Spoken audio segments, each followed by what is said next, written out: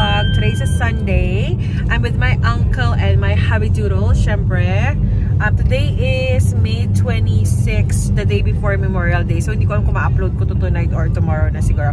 But anyway, I decided to vlog kasi open ang Wildberry Alaska products. Or, hindi ko alam, Wildberry Alaska. So, yun yung may parang malit na chocolate factory or chocolate fountain dito sa Anchorage, Alaska. So, para makita nyo rin, diba? And, tutur ko kayo doon. Maraming mga souvenirs, mga chocolate. So, they're open. I'm surprised na open sila ngayon na Sunday. Kasi usually, they're closed on Sundays. I think they're open here kasi marami ng tourists. Diba? Tourists. Maraming S. Ganon. Okay, well, I'll show you around kapag nakarating na kami doon.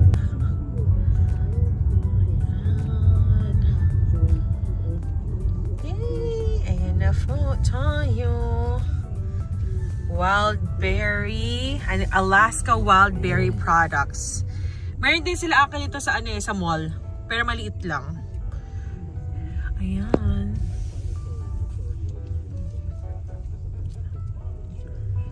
Ayan. Nandito rin kami na Sister Dance tsaka Dingo last year. Feeling ko wala masyadong tao, which I think is good. Yay!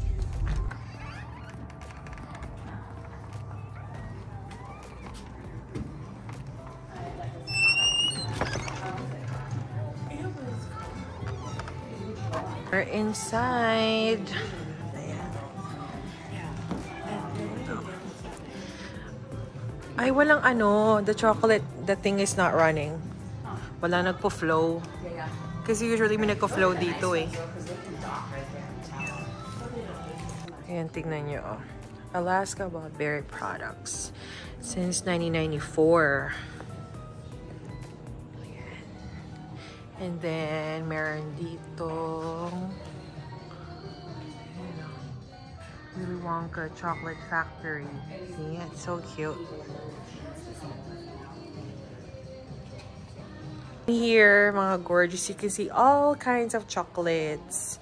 They have the jelly beans. They have different Willy Wonka. Wait, they have Harry Potter.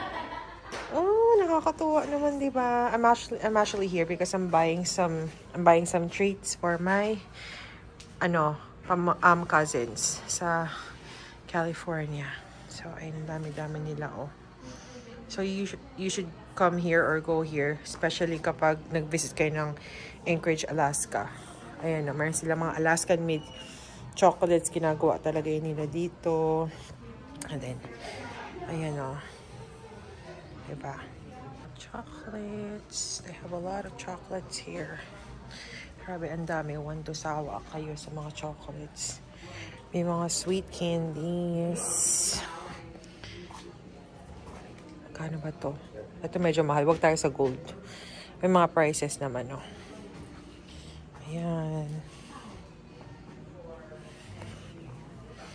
And then, yung asawa ko ay nagte-taste test na doon. Kasi ang daming chocolates here that you can purchase. Yung mga Alaskan made. So, pag pupunta kayo ng Alaska, ito ang pasalubong nyo. Yan ang the best. Hi, dear. Hi. What are you eating? Ooh, marshmallows. Ayan ang mga chocolates nila, oh. Ang daming chocolates. Hello. Oh, you can try some of these. See, they have this. Ito yung mga iba't ibang itsura. Ito dark. Labas tayo, tapos pasok tayo ulit. Parang di halata.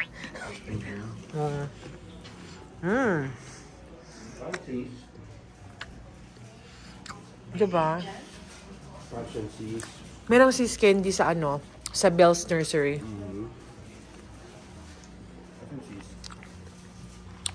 Mga souvenirs. Alaskan made. Ayan, o. They have books here. So, yung mga pupunta ng Alaska, sa Anchorage lang kayo, punta kayo dito. May pens. May mga customized, names.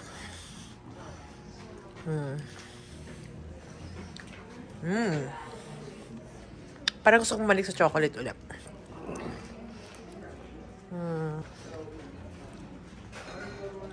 Maraming souvenirs, pero ang habol ko talaga dito is yung mga chocolates, mga treats. Ayan.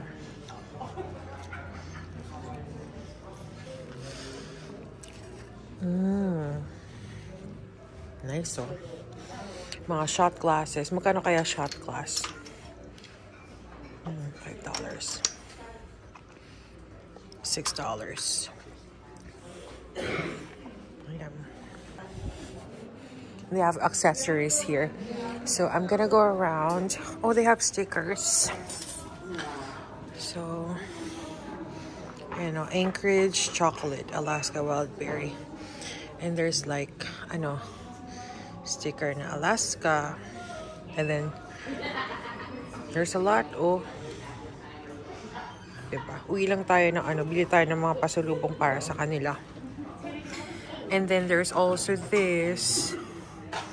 May mga pin. I don't know if they have magnets. Ayan, oh. Alaska. Oops, this one. Mga $7. I don't see any magnets. Ayan. Beer brittle. Bearberry clusters. Yan, bili tayo nito.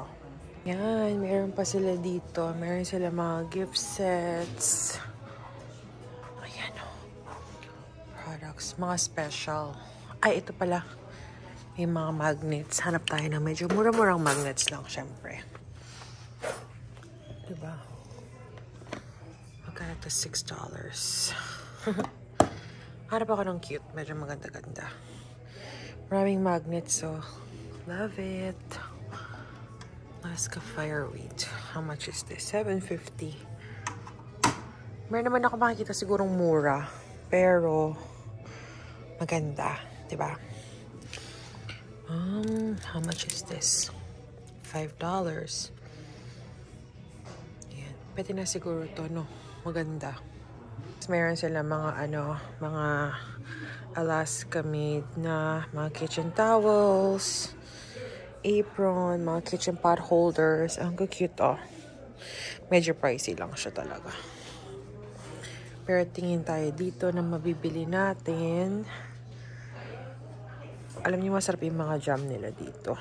But anyway, let me see what I can get for my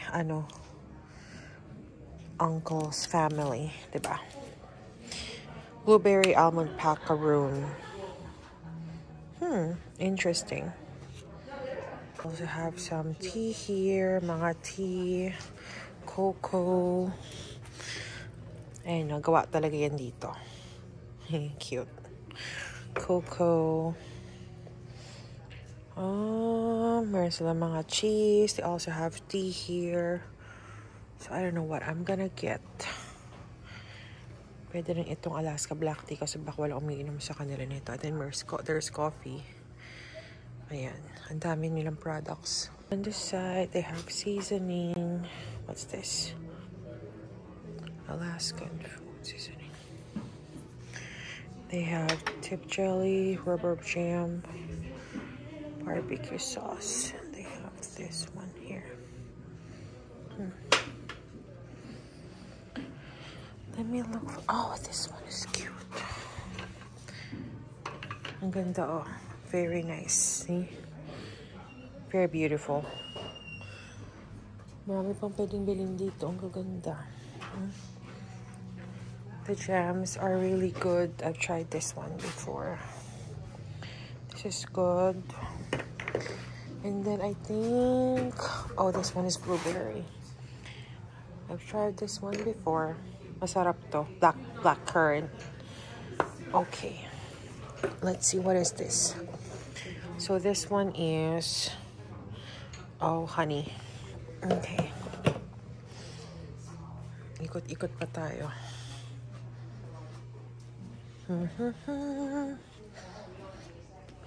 Mga salmon jerky na hinahanap ko. Ayan. Ayan. Ayan ang kanila mga ano, jerky. Wala mga price eh. Pero, sabi 30% off. So, magkano na lang kaya to? And then, ito meron pang ganito. Oh, salmon jerky. $4.50. Medyo pricey. Then, there's this one. Hanap tayo. Wow. Dito, baka meron tayong makita.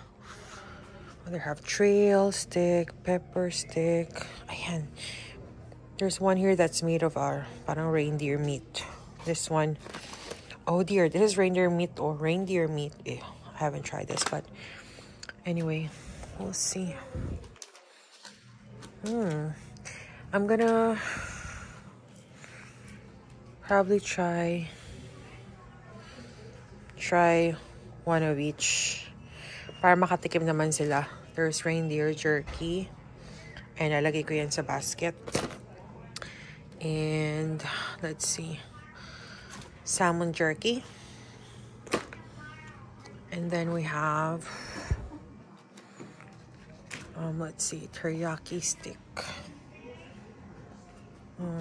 Probably gonna try this teriyaki para iba-iba, diba? Ma-try naman nila. Ayan. My dear, I'm done. I got what I needed. Bears, Alaska wild berry bears, and then there's like the polar bear. So nice. So ayan, tapos na kami. Nakabila ko ng konting ano lang, treats. Anyway, we're going to whatchamacallit, we're going to the store. So ikakat ko na yung vlog dito, short vlog lang to para lang makita nyo.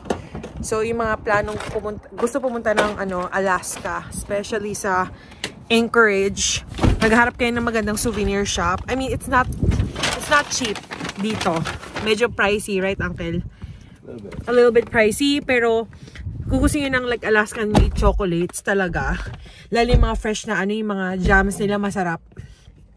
Bibili sana ako ng jam sana, kasi sabi ko ang bigat pala nito, mabigat sa luggage.